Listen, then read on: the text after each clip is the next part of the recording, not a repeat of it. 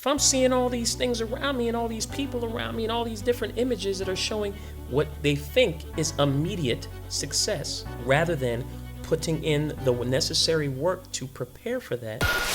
Welcome. What up? To the Habits of the Few. What we got for them? Where we discuss habits, rituals, and mindset tactics that you can use to reach your version of success. Yeah. And now, here's your host, Non-negotiable.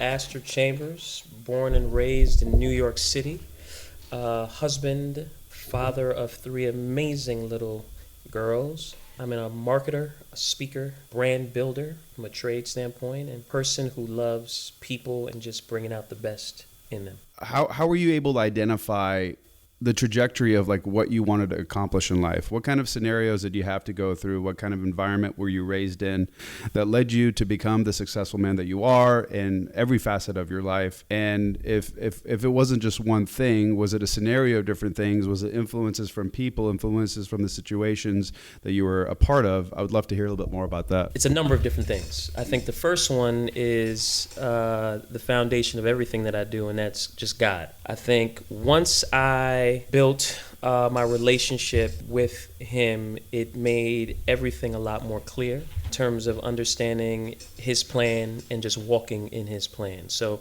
that will come up a lot in our conversations, but that's the starting. I think the second piece is my parents. So I am first generation American, born and raised in New York, as I mentioned earlier, but my parents came from Jamaica. So my parents came from Jamaica together. They just got married and came in like the early 70s and moved to New York to have a better life, right? You hear about America, all these different opportunities.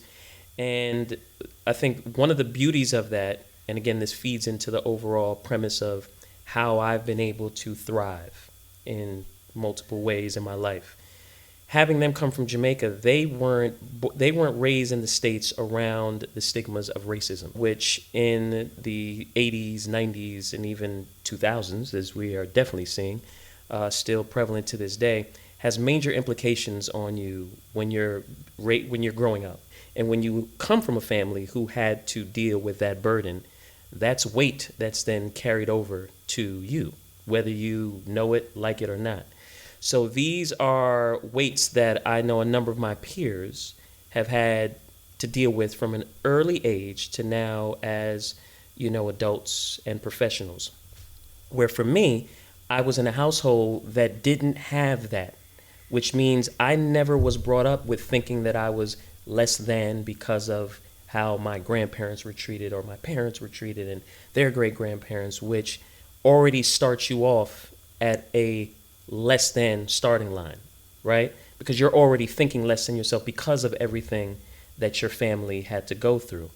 So they came here with an understanding like they work really hard for what it is they want and what they can do, and they put in the work, and if you put in the work, you get the results. And if you're a kind, good person, things will happen.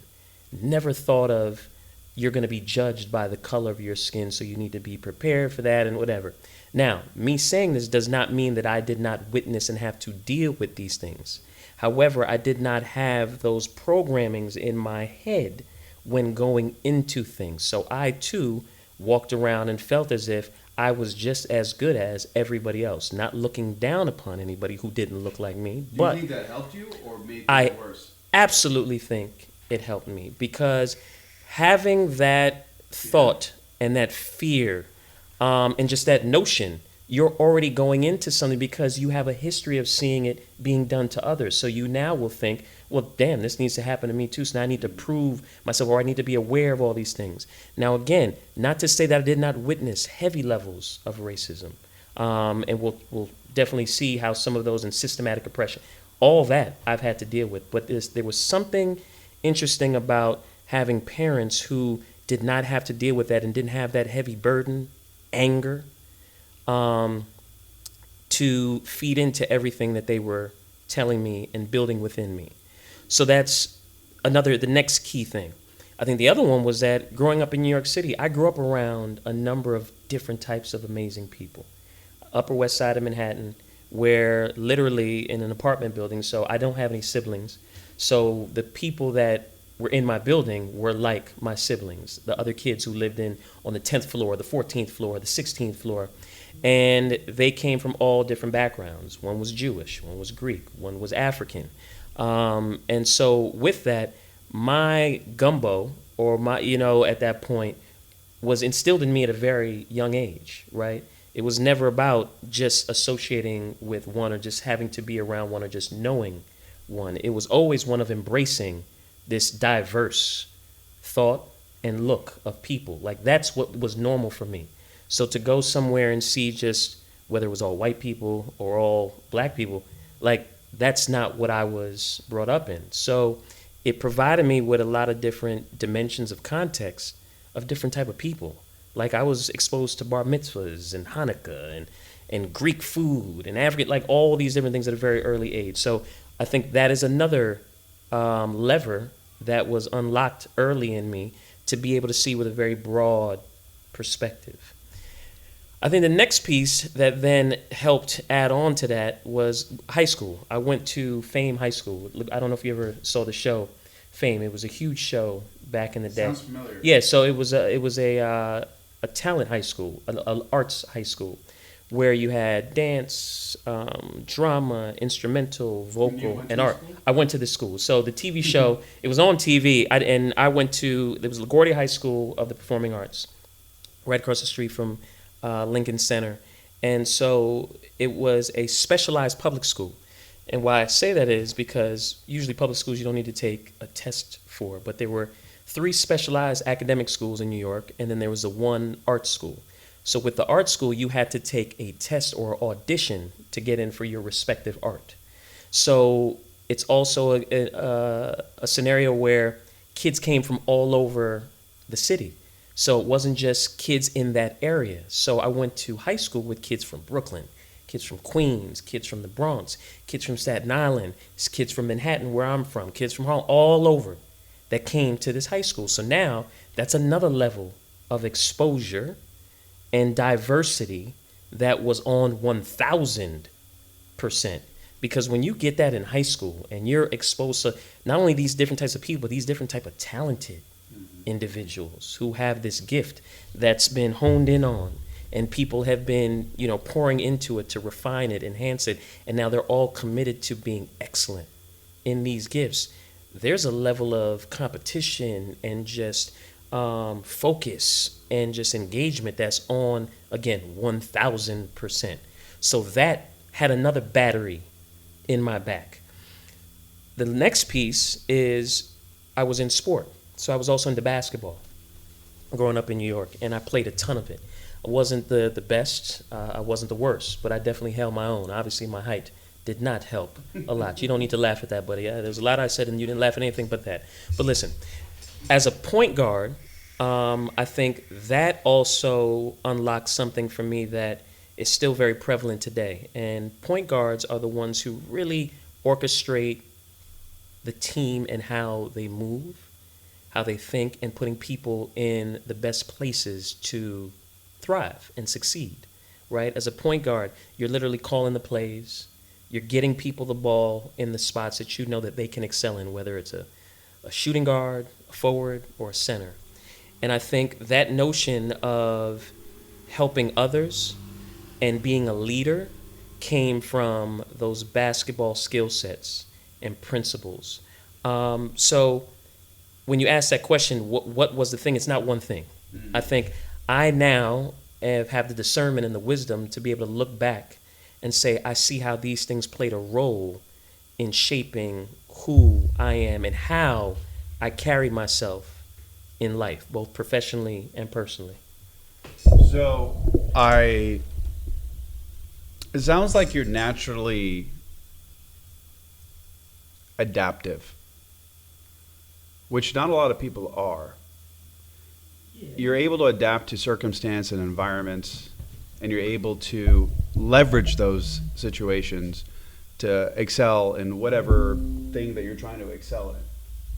So my question is, these habits, these things that you were able to pick up across the journey of your life, did you ever consider them to be habits? Did you ever consider them to be like, these are little tactics that I have to adopt and leverage so that I can reach whatever potential, whatever goal that you may have set for yourself? Were you aware of that, or was it like it just happened instinctually? And then the next piece is that most people struggle with just setting a goal and actually accomplishing that goal for the day. Like, as much as I need to make 50 calls today, reach out to 50 calls, I need to send 10 emails, or I need to, text all of my loved ones that I love them, or whatever the case may be.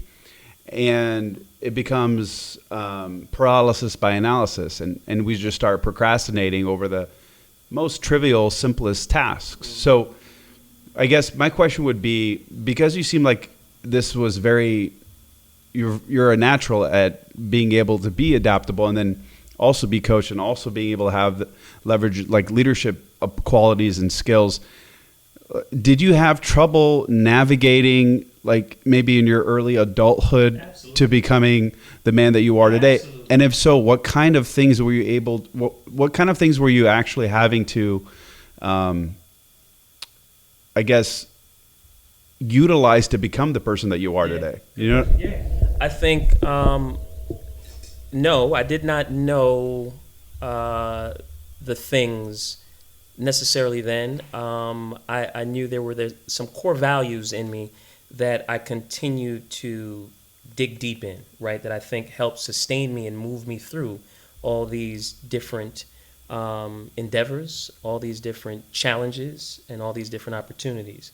And I think as you look at these core values, we all have choices on what we choose to put our energy in, right? And the things we choose to stand for or believe in and be a reflection of. That's all a choice. And I think I made choices to align with those things. And I think looking back now, it probably was to get me closer to my purpose, right? How did you know? You don't. I think what I did, it's not about knowing. I knew that there were certain things that I felt good about in terms of the way I handled things. Mm. And what I mean by that is there were so many times where I was in many instances where I'm like, why is this happening to me? I didn't do anything to deserve this. Why didn't that opportunity come to me? Mm-hmm. Why did this person treat me like this? Or why did this outcome happen like this? So it wasn't necessarily negative self-talk. You were just questioning like the scenario, the instances. And then it went from why is it happening to me to then everything is happening for me. Mm-hmm. Because the other thing that I think so many people overlook is the fact that struggle and adversity are part of the journey, right? So not everything went my way, air quotes, whatever that means, right? We always have this vision on how we think things are supposed to happen. And if it doesn't happen that way, then it wasn't a success. It didn't work out, when really that was the success. The success comes in going through the thing that's happening that may not be going the way, air quotes, in which you envisioned it. But there's such a learning that you can get from that. When I built that muscle, dog, of understanding that everything is happening for me and everything happens for a reason, as cliche as that may sound, and I was able to go through things and know that at some point I'm going to see the benefit and the reason. Why? Whether it's in a day, a week, 2 weeks, 2 months, 2 years, who knows? There's going to be a time where it's all going to make sense as to the why. And that why sometimes is not necessarily just going to be for your benefit. Mm-hmm. That why could be for others who had to see. You literally have the one thing that if people knew what it was, they would kill themselves for it. And that's self-awareness. And so, but again, self-awareness is, I don't want to say it's a lot of pressure. I think my self-awareness comes from I'm a child of God who's guiding my steps. Right. So that helps to alleviate a lot of the burden and the worry and the pressures, because I know who's carrying me. Right. I know who's guiding me through. I know that all I am is a vessel to build his kingdom. But you're not going through it blindly. See, no. I've been around all kinds of churches and religions and whatnot, right? But I can tell you one thing. Most people go through life literally just navigating blindly, not Yeah. understanding why the things that are happening that they're happening. Right. And it's that blind optimism that leads them down Major destruction because they're not doing the work. There's 1,000%. there's you still have to do the work. And by no means am I saying that no work is done and I just, you know, I don't want to say let go, let God, because that is what I do. But Right. to the literal sense of literally not doing anything and thinking everything's going to come to you, that is not it. Right. It is you literally, no matter what, you're taking a step every day. And you're literally walking by faith and not by sight, right? So I'm walking through all these things knowing that there's going to be adversity. There's going to be challenges. And that's okay. The welcoming of these things is another element and another level that I rose to once I started to welcome adversity and struggle and knowing that it didn't define me. It's only refining me. That was another unlock. Because so often people, they want to avoid the challenges. They want to avoid the adversity. They want to avoid the struggles, right? Because I think we're also in a society that doesn't necessarily show that part of the journey. Right. We just see the end goal of somebody's popping bottles, great job, money, cars, clothes, all these things, great jewelry, watches, but they don't see the journey, which the journey is the real peace. That's the peace. And so I'd like to share more about the journey, the ups and downs, the trials that I embrace. I embraced. Some I didn't in the early stages, right? I had to go through many of them, not with this mindset. And I kept thinking, why is the to me, not for me? And I evolved into the for me. So now it's about how do I give this story, give this info to people to take this way earlier than when I got it. Because at the end of the day, everything literally happens for a reason. And you're going to make it through. What that make it through looks like is different for everyone in every situation. However, you're going to make it through. Now, the hope is you take your learnings from it and you find out how you can evolve. What are the things you can do differently or not? Because all that is a choice. We all have choices. You can choose to continue to do the same, or you can choose to evolve and figuring out ways to learn from what you've gone through. And again, these are some simple principles, but it's some of the simple things that need to be reinstated and rethought and go back to consistently, because if you don't have your foundation, then what are you building your house on? I think I honestly think that our society today overanalyzes everything and overcomplicates it. I think like if you take even like the most basic fundamentals, let's look at basketball since you know very much about it. Pardon me for messing up on some verbiage, but you can't just go, even if you had all the talent in the world, go and expect to be the next Michael Jordan without learning the basics. Boom. And the fundamentals and being able to figure out step by step what you need to do, right? Boom. Whatever the fundamental may be. Yep. Maybe it's dribbling a ball, maybe it's sprinting, whatever, right? And so, which takes me back to like today's society, because everybody gives crap to the millennials, even though the millennials are a prime result, or they're a prime result based on their fathers and their mothers, right? So they were the ones that raised them, and now they're in this environment, and they think that they lack grit, they think that they lack tenacity, and that may be so, and it could be the sense that it's not really subject to millennials. I think it's more on the lines of they're too comfortable, and because they're comfortable, because maybe their parents did better than the parents before them, and they were able to provide a good life for them, stable, whatever. I'm not necessarily speaking of wealth, but like they're comfortable. They don't have to worry about, oh, my mom can't afford the mortgage this month, and where am I going to get $5 to go buy a sandwich with my friends, whatever the case may be, right? And because of that comfort, what happens is they become sedentary. And because they become sedentary, they end up living at home for a lot longer. They start taking things for granted. They don't necessarily know where they're heading. They go to school, they get a degree, and then they realize that they're not even using the degree. Or they go for a degree and they spend an extra 2 years because they didn't like the thing that they wanted to do in the first place. And don't get me started on the educational system, because that's something that's going to drive me nuts. But the fact of the matter is that, okay, so does it start? Because even though you come, now the most successful people I've ever known are immigrants. Yeah. And would you say that, I guess, learning through learning through just how your parents were raised, and how your parents raised you. Did that have a lot to do with just a natural, like, I gotta go get it attitude versus, hey, I'm just gonna sit back? Because I'll tell you what, if I didn't work when I was a kid, I got the belt. I got yelled at, I got this, that, or the other. Absolutely. Get your ass out of here and go work. Absolutely. I think it's the example and the principles that are instilled early that, once again, you have to choose to implement. Right. You have to choose to embrace, right? Everybody has a choice. So why do people choose to do the easiest thing? Because we are now, and I'm not picking on millennials, but I'm just going on the scenario that you brought up. Yeah.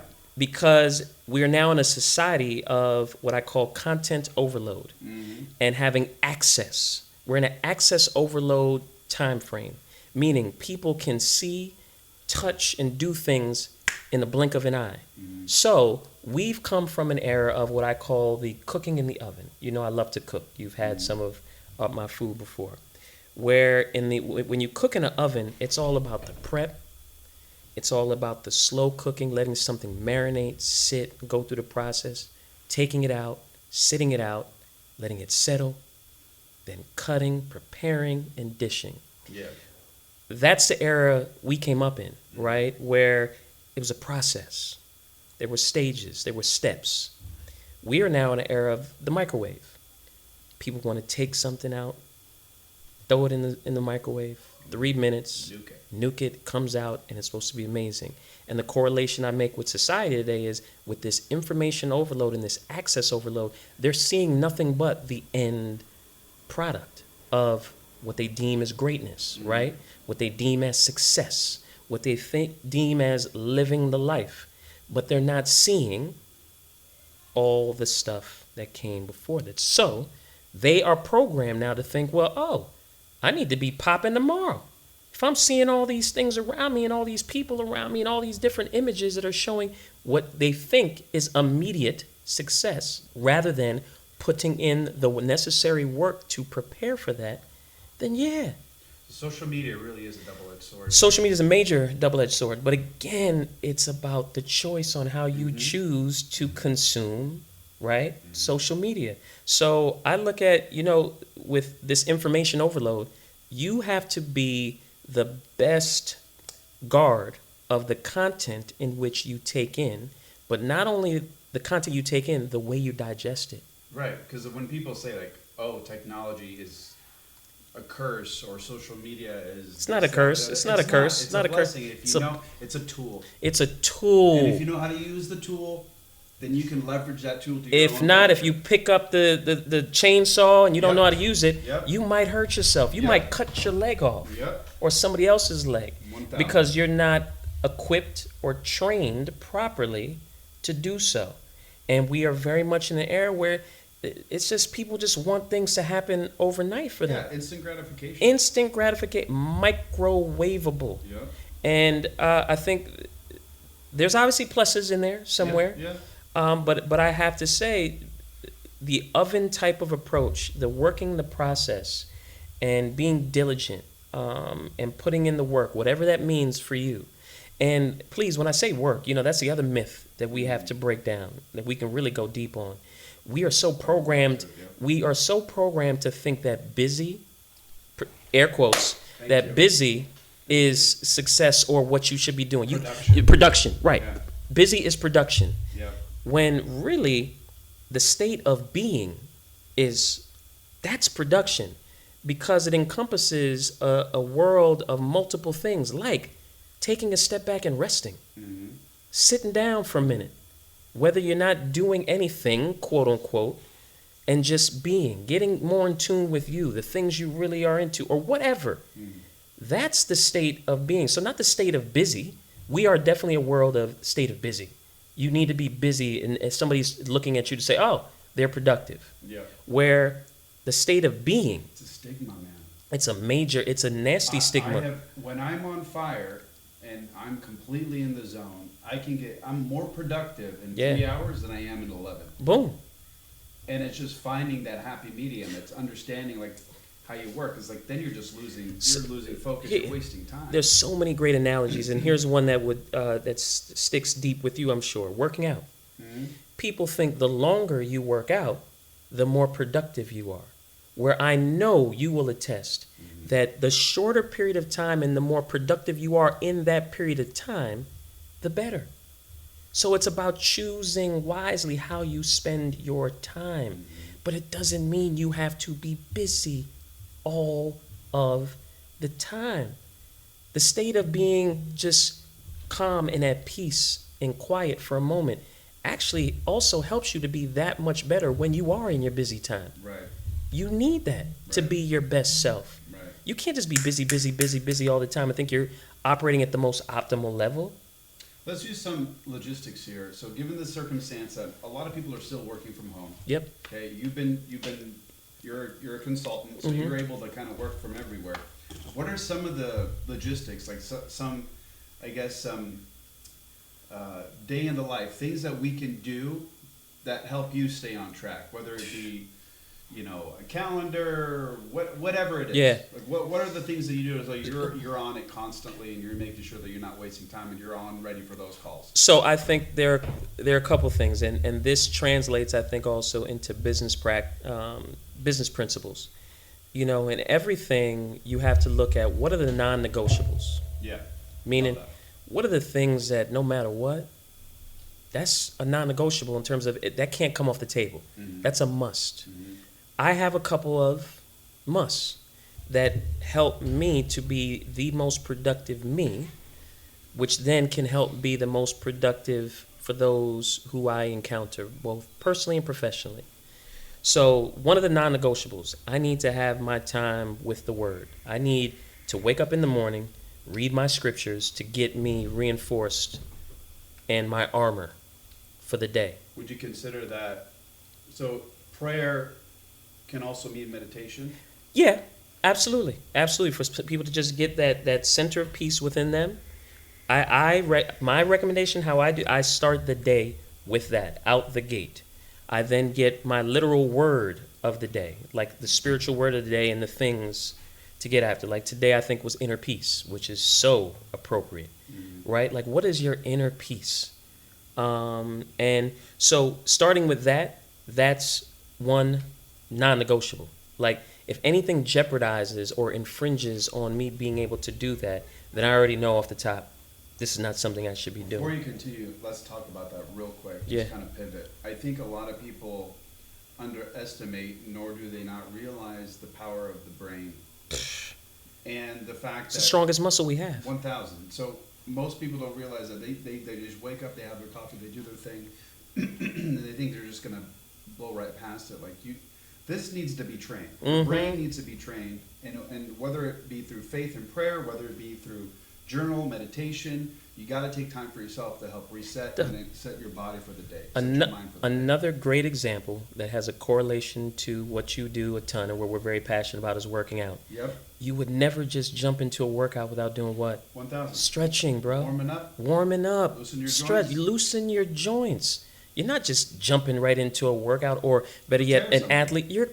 You're gonna pull something and hurt yourself really badly. And the older you get, the quicker and more often that will happen. This is also a good... Boom. Because that part. The older that you get from a mental standpoint... There you go. The more implications. And you're going to have to climb a steeper, terrain. higher mountain because the principles and the foundation are not there. Especially if you've never had them before.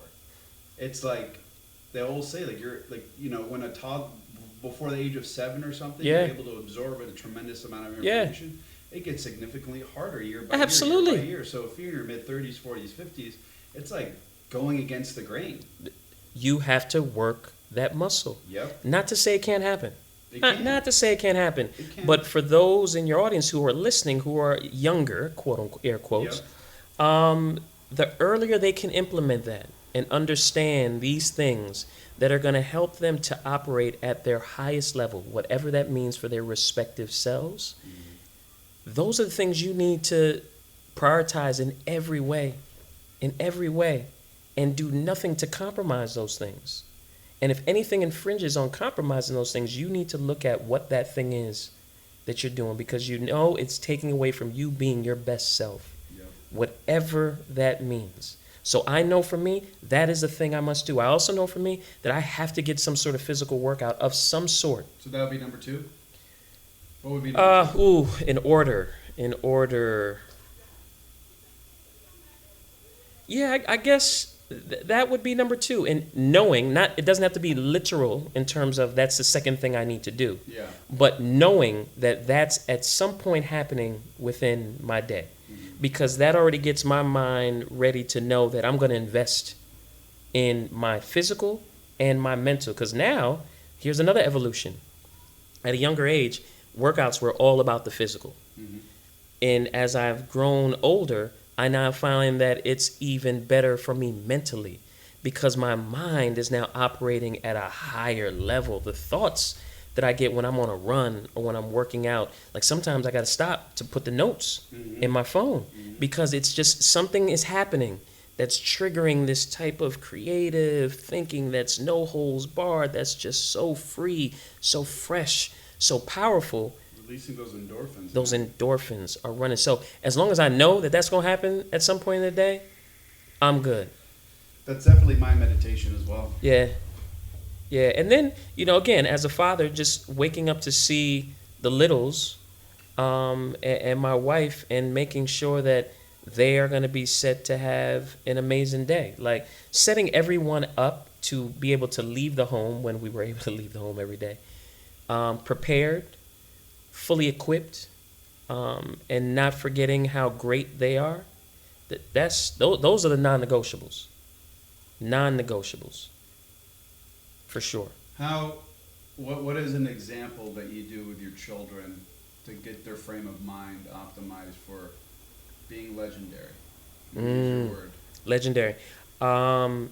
Reminding them to be unapologetically themselves. And that comes in a number of different instances, right? I've had to tell them and teach them and even show them, hopefully, by my own walk, especially living here where we are truly the minority in a number of ways, but being comfortable with being different, right? There's a comfort you need to have because it's so easy to assimilate to a mass. So easy, right? There's a great deal of comfort in that. But when you get comfortable with being uncomfortable and being your true self and embracing your difference, that's a magic, a superpower. But not only is it a superpower, it's really the best thing to do for society. Mm-hmm. Because if we are not all our authentic, true selves, you're not only doing yourself a disservice, you're doing everyone that comes in contact with you a disservice. Because they're not getting the true greatness that you have to offer. The cool thing about that is that being comfortable with being uncomfortable, that bleeds into other areas of your life. Everything. At work. Everything. Relationships. everything. Yeah. Man, I tell you. How you live, how man, you carry yourself. I've had times, and I've worked at a number of great companies and will still do. And I'll never forget there was this one time where I had a senior VP who was my boss. And, in the industries I've worked in, it could be very volatile in terms of, you got to be quick to think on how to change, how to shift, but you also have to be very set on driving what it is you want to move and what the initiative is and what the proposition is and what are we trying to achieve. So you have different environments where people are just constantly running around like a chicken with their head cut off and they're just running from point A to point B and just trying to figure things out. And I never forget, it pulled me up one day and said, you know what? There's this thing that's very different with you, where you always seem to be at peace and even keel with things. And so there were two things that I thought of when he said that. I said, well, yeah, as a leader, and again, remember where this is coming from, a VP. I'm like, yeah, as a leader, you want to show a sense of calm and knowing that regardless of what's happening, we're going to get through this. Now, what the get through this looks like, who knows? But again, you have to have a sense of calm because you're also an example and a reflection to all those that work beneath or alongside of you. Mm-hmm. So now, if I'm going crazy, what do you think everybody else might do? They might go crazy. So there's an example that you want to set. The other thing is, like I mentioned to him, I said, look, I have a sense, there's a piece within me that I hold very dear to my heart. That's one of the things I value most, is my center of peace. So no, I'm not going to allow things to jeopardize that. And I'm going to maintain a level of calm, because I also know that I operate at the most optimal level when I'm there, which then bleeds into other people operating at a very optimal level, because you're pouring into people whether you're speaking to them or not. So if I'm running around with a chicken with their head cut off as well, that's probably going to be an example that somebody else is going to look to emulate. And remember, I'm saying this to a VP who's asking me this question. But in a way, it was a little condescending, because then he tried to say, well, some people might think that you're just not doing the work. I said, well, that's a hell of a perception, because obviously that's not the case. I have a body of work to show differently. I wouldn't be in 90% of the seats that I've been in if that was the case. But that also leads into another thing about, little cliches where people say, but perception is reality. Yeah, that's... No, dog, they never finish it. Yeah. Perception is reality to the uninformed. When you have context, that perception gets minimized if you have the information of what something really is. So perception is not reality. Perception is reality to the uninformed. Who is brilliant at doing that? Who? Media. Boom. Fake news, and they are creating the narratives. They're creating these perceptions, but not giving all the context, and they're manipulating. 1,000. And the manipulation of context, we can go into, that's a whole nother convo about why that takes place, right? That's based off of trying to move a people or a person or a thing in a direction that's beneficial for you. But at the end of the day, really, that's just based off of fear, insecurities. When people try to change narratives and try to paint pictures of things or other people, it's really based off of fear that they're trying to deflect, so that no one can then look at them. Boom, that part. So again, all these things, once you know these things and you really live by them, and you've gone through enough circumstances and situations to see it for what it is, and you've come through it, this thing called life becomes a little easier. Not to say it's easy, not to say Astor's walking this planet not having to deal with any adversity. I'm dealing with so many trials, so many different things. However, it helps you with how to navigate through, how to manage through. And, I've now evolved to a place where I've had a great deal of success, right? When we always talk about, what does success mean to you? I think I've gone through the evolution of what success has meant for me. Early in my years, it was about, I got to work for this certain company and have this certain title. And then it evolved to, I want to work with really great people. And then it evolved to, I want to be significant, which means I want to add value to others. So it's not about me anymore. It's about others, and how am I adding value to them, be it with what I'm doing, or more importantly, the platforms that I provide for them to enable them to be their best selves. Because I know that's investing into the greater world that we're all having, or community that we're all having to live and breathe in. That's now success for me, which has evolved to what I call significance, bringing value to others. That's the thing that gets me going every day. How am I helping someone be their best self? That's the thing that wakes me up every morning. What am I doing to help unlock greatness in somebody else? And even that I had to learn. I left my job at Nike for 14 years because our oldest daughter sings and acts and had an opportunity to be on Broadway. The old thought of success would have had Astor say, oh, well, no, I'm an executive here. I'm moving up. I've got stock options. We're good. We're living the life. Sorry, we can't do that. You can't go to New York, baby, and do Broadway.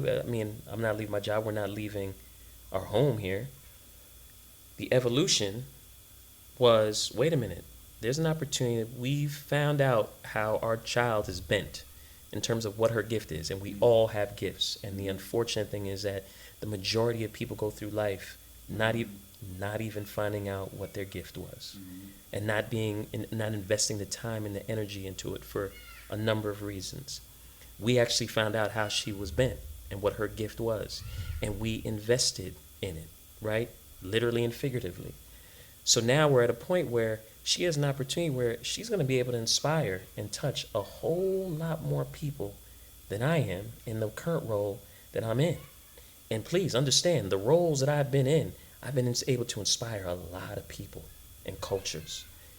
But this was something where she now was going to have that platform. So I had to step off the boat to walk on the water to say, no, this is what we're going to do. I'm going to leave. You and I are going to go to New York. My wife and the other two little stayed here. Literally slept in the same home that I grew up in New York, Upper West Side of Manhattan. Slept in the same little twin bed. My daughter slept with my mom every night, so she's sleeping with grandma, and they're building this relationship that you will never be able to break that bond. And my daughter, our daughter, is singing on Broadway every night to the tune of people coming out the theater and crying. Like, your daughter made me cry. She inspired me. I said, the job has been done then. Because that's the goal. How do you use your gifts to inspire people? I love that, because I look at life like you're creating ripples. Mm-hmm. So your new revelation was to inspire others. Mm-hmm. And then you inspired your daughter. Well, no. I didn't inspire my daughter. We provided a platform for our daughter Right. to inspire But others. You did, though, indirectly. Mm. Right. So you inspired her indirectly, which then caused this ripple for her to inspire Yes. hundreds, thousands of people, Facts. whatever the case may be. Right? Facts. And here's the other cool thing. You don't know how many other ripples that you've created in the world Mm-hmm. where it's literally turned into waves. Boom. And that is the true fact. And that's why I think it's a selfless thing. Most people think that, oh, I want to help benefit other people. That's selfish, because at the end of the day, you feel good about yourself. Yeah, but what about the people that you don't even know? Boom. And exactly that you might not be able to touch, but the person you touched can touch that. Like, Bobby was able to touch so many different types of people. So it's this notion of, I think you were talking about this, like humility, right? Humility for me is not thinking less of yourself. It's about thinking of yourself less. You get me? Yes. It's not thinking less. And this is how deep. Making yourself less of a priority and put others in front. There you go. Okay? And so when you get to that, I think not only as a person do you grow, but community grows exponentially, man. Because we're just all pouring into one another. And so when that happened with my daughter, and of course, God is so amazing. He's the master architect, because it was also a time when I was at this brand where the culture and the brand had changed, right? Nike. Negatively? Negatively. Absolutely. It was not the type of work environment that I was going to be able to continue to move up or flourish. It became this environment that was building a lot of followers out of fear, as opposed to continuing to build leaders. So, which also brought a different type of approach and mentality that was the very much corporate approach of people throwing each other under the bus for their own personal advancement, which I was never going to thrive in. That's just not my personality. And it wasn't a choice I was going to make to change for that. So that environment was taking place then, which opened my eyes to look outside of the tunnel of just, I need to be here, stay here for the rest of my life, or whatever, 5 more years, whatever. So with the blinders now open and our daughter having this gift and this opportunity, I'm now looking at it differently. Like, well, yeah, over here is not serving the purpose anymore of me being able to do the amazing things and provide, impact for others around me. This is let's go do this. Very non-conventional, right? This is not a script that you've seen played before, right? This is not something I saw and was like, yeah, by the time I hit 14 years, one of my children is supposed to be amazing in something, and I'm going to leave to go help them pursue that. No, this was our story, right? This was unique to us. But what it did was people would look at me and be like, yo, thank you for what you did. I was like, why?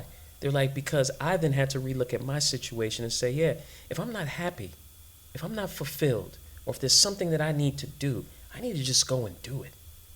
And you just went and did it. Even when it didn't feel right, but you knew it was the right thing to do. Mm-hmm. That's what you were just talking about, the ripple that turned into waves. I now see people flourishing on, whether it was their passions that they wanted to explore that they didn't do because they felt it was wrong to spend time doing that while being on the job or whatever. Or people felt like they should go into different careers. People felt they should be in certain positions and be their own advocates for those things and got them. Those things happen based off of them seeing you do what you did helped me to do what I then needed to do in my respective world. Not go get their kids on Broadway. Mm-hmm. No. What was right for their journey. I love it, man. It was very similar to the sense that, my passion was always music, production. So I was able to find a muse with that, with podcasting.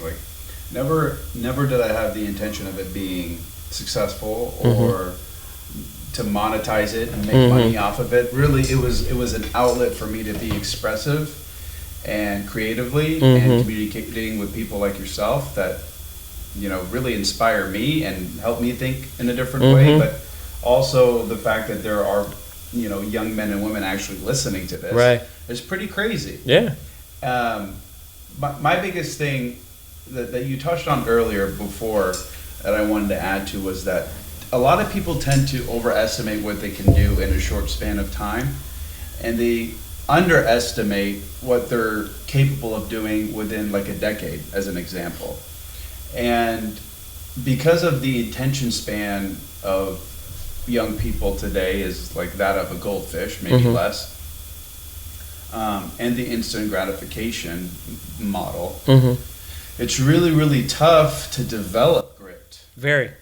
Very tough to develop grit. So what would be, I guess, one piece of advice, maybe we'll end on this, what's a good piece of advice that you can give everyone right now who are in the mental state of, I'm too comfortable, I want instant gratification, I want to be able to be successful today, I want to get the job that I want, what have you. What is something that you can, how can they develop grit right now? Let's say they're 25 years old and they've lived a comfortable life and they don't really have any kind of tenacity. They don't have the stubble on their hands. They haven't been lifting weights long enough. Yeah, you know what? The first thing I would say is figure out what your purpose is. I think really get in tune with who and what you are and figure out what your purpose is, because I think your purpose, once you find that is going to invigorate an essence inside of you. What's your definition of purpose? Because most people can think of purpose to be the thing that I want to do with my life, my aspiration, is it my goal? What is purpose? I think it's a little bit of that. Okay. And what impact do you want to have? What if their impact is just wanting to make money? That if that's what they feel. Do you find that to be purposeful? I think it depends. That's a great question. I think it depends on, okay, make money and then what? Yeah. Make money. Cool. But then what? What is that doing? Right? What's the thing that it's doing? What's the thing that this is going to promote? And I guess I'm very biased because for me, I'm looking at tapping into people's purposes to help define how we make for a better community for all. Yeah. And maybe that's just my optimism that it's a key principle. I'm with you. Right? You'll probably agree with the fact that once you make money or once you hit your financial goal, it's never enough, by the way. It's never enough. Never enough. And you still feel exactly the same. Empty. Completely. Empty. So if you don't have purpose, you need to find it. You need to find it. You need to find it. And I think doing the work to find and figure out your purpose in your state of complacency, because that was a question, right? If they're just complacent, it means you have a lot of time on your hands. Yep. So being that you have a lot of time on your hands, you need to invest it in the most important thing ever. And it's not a great stock like Apple or something like that. It's investing in you. Do the deep dive to figure out what is it that I am really passionate about? What is it that motivates and inspires me? What is it that upsets me that I'd love to change? What are those things? I can't answer that question for every person. Everybody has a different one. But I think the more people can get in tune with doing that work and figuring out their purpose, you have to, I know that then turns on a different battery in your back. I also think that they're incredibly lucky because even 15, hell, maybe even 10 years ago, Yeah. you couldn't turn your passion really into a business. Man, listen, or make money we are from in the era of there is no excuses, it. man. None. There are kids making money off some of the wildest things that I never would have thought. And I give you one great example, which I love, but I sat in many meetings and this conversation came up. I love the resale market in footwear, right? Now, again, I've cut my teeth in this industry and I've worked for Nike, Adidas, and Billionaire Boys Club, and ice cream, all these things that have been played huge roles in shaping this footwear industry and culture. And at the peak of when the resellers and now your consignment spots have come into play, it was a huge conversation in meetings, right? How essentially companies were saying we're leaving all this money on the table. If we're selling some for $200, but these places or these people are able to sell it for $300, why can't we sell it for $300? Because that's not what you should do. But that's a whole other thing. The fact that there are people who they've created companies, and this is their job, to buy something and then resell it, is creative, it's innovative, it's very current, and it's not hurting anybody. It's not hurting. It's only any. giving It's the brand more awareness. and more currency and value, Yeah. right? Real Because value. and real value Monetary. because well, the company's not seeing that. However, that adds into the social currency Right, that which if I bought increases- something for which $200, increases the stock of which the which eventually, yes, you can't show. There's no equation to show Right, that. right. However, I agree with you 120%. But the fact that you have people who and kids, man, which I love, that have now come into this and this is their job. This is what they're doing, which how could you be mad at that if they're doing something that they're passionate about, something that they already were doing, like they love footwear, they love the industry. Now they're reselling these things and making profits to sustain themselves. That's a beautiful thing. So it goes back to your question or your comment about, this is an era where you can do anything. And really in today's environment where we're coming out of this pandemic, we know history has shown out of any depression, any other pandemic of sorts, that is when innovation and technology advancements and all these new ideas and creative thinkings come to life.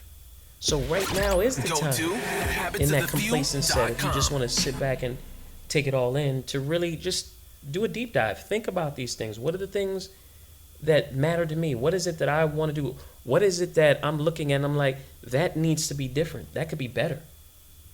And tap into your purpose. Everybody's purpose, again, is different. You've got to do your own work to figure that out. But I think when you're in that state, that's what you need to tap into. Figuring out what your purpose is. What are you here for?